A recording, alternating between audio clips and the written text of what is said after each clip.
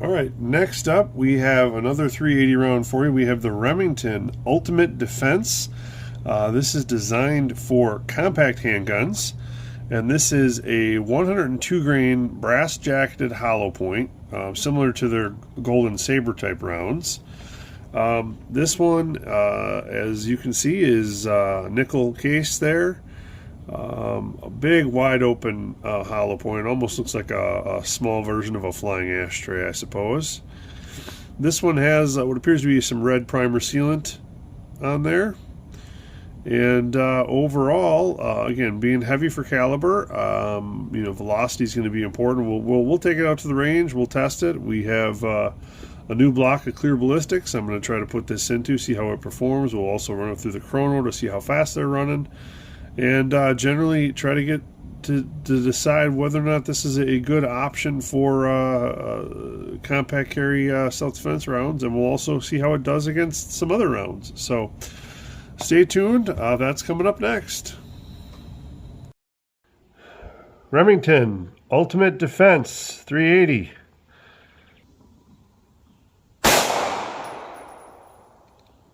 $840.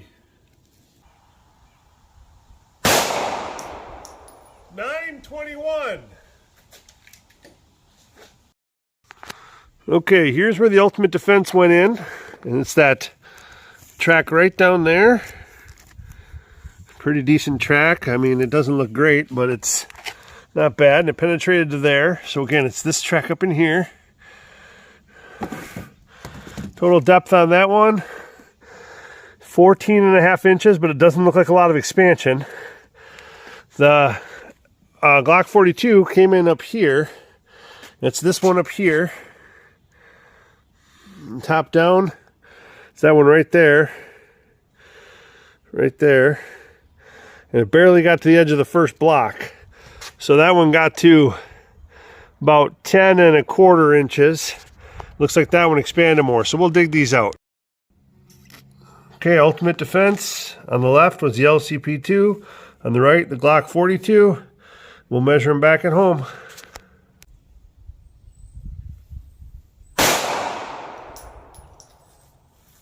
$822.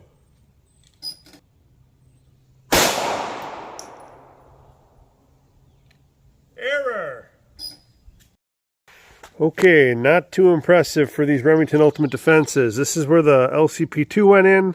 This is where the Glock 42 went in. And if you do look at top down there, you can see pretty well, especially the LCP2. I mean, it looks like an FMJ track. And the Glock 42, a little more disruption, a little more. But compare that with, this was the Hydroshock Deep track right here. And that's the track with the Ultimate Defense. So, I mean, they both penetrated pretty deep. Let's see, as far as depth goes, because of the resistance, because of the little bit of expansion, the Glock 42 got to 15 inches. LCP2 got to 17. And I'll dig those guys out.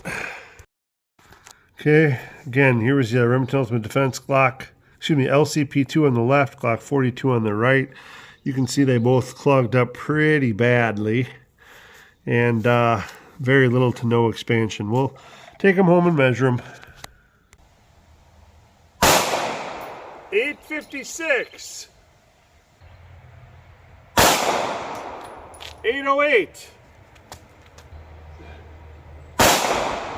812. Okay, welcome back from the range. As you saw there, today we were testing the 380 ACP Remington Ultimate Defense, and this is specifically designed for compact handguns. It is a 102 grain, which is heavy for caliber, brass jacketed hollow point round. And as you saw, unfortunately, this round did not do so well. This was the second test of the day, and as you saw, we used it both in clear ballistics, which is calibrated to a fairly dense 3.07 inch calibration. That was by a factory. That's from the card that came from the factory, as well as from homemade ballistics gel that also came in calibrated. It ranged from about 3¼ inches to 3½ inches of penetration of the BB calibration. And this was the second test of the day, so this would have been more on the denser end of the day's testing. So we had two distinctly separate tests, and neither of them did this round perform well in, especially from the shorter 2.75-inch LCP2.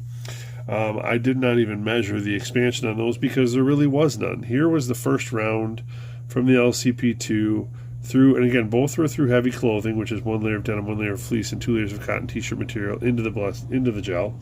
The homemade ballistics gel from the LCP2, this got to 14½ inches, and as you can see, no expansion.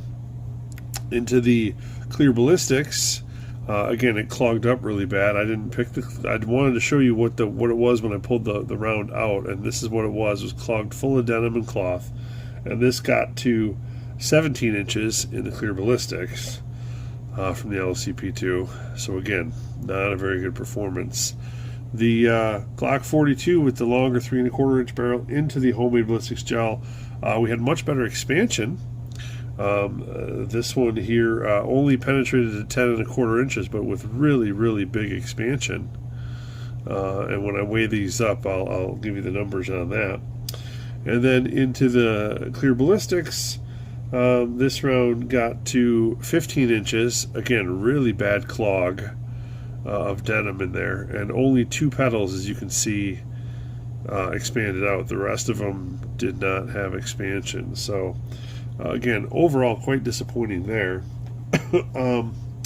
We'll weigh these up here and we'll see how they did on that.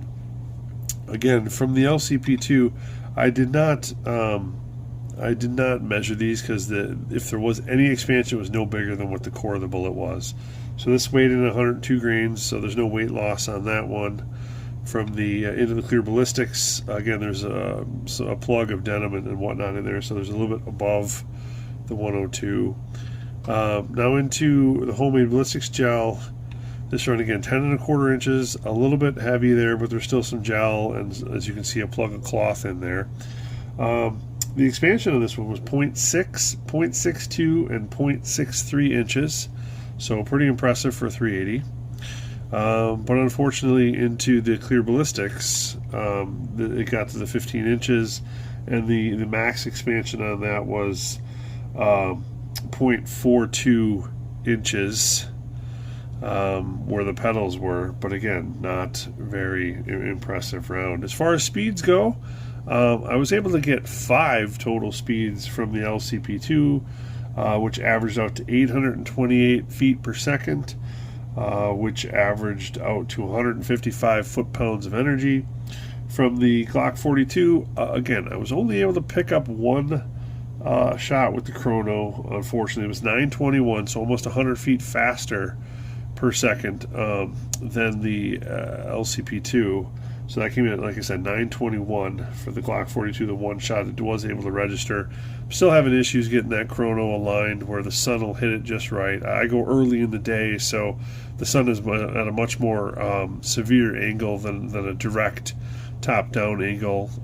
But I had to because of how warm it's getting. I wanted to get out and get the gel, all the testing done in the homemade gel before it gets too warm, so that hopefully it's some valid tests. Later in the year, fall, wintertime, hopefully we'll be able to get the chrono a little more set up so that we can pick up more of the testing. Just for the next couple of months, it might be a little difficult there. Again, overall, this round indicated that the longer the barrel, the better, which is very typical. I don't know why this says for compact handguns. I know they make an Ultimate Defense in full size as well, but I ran into sort of the similar issue with the SIGs, the 365 versus the standard V rounds a few weeks back, where the rounds designed for compact did worse than the standard rounds, and maybe that's the same case here with Remington. I'm not sure, but overall, for my testing, this round was just did not perform as well as I had hoped. And again, this was the second test of the day. I had two more that I completed after this, so stay tuned for those, and let me know what you think. And like I said, just keep watching. I got more coming.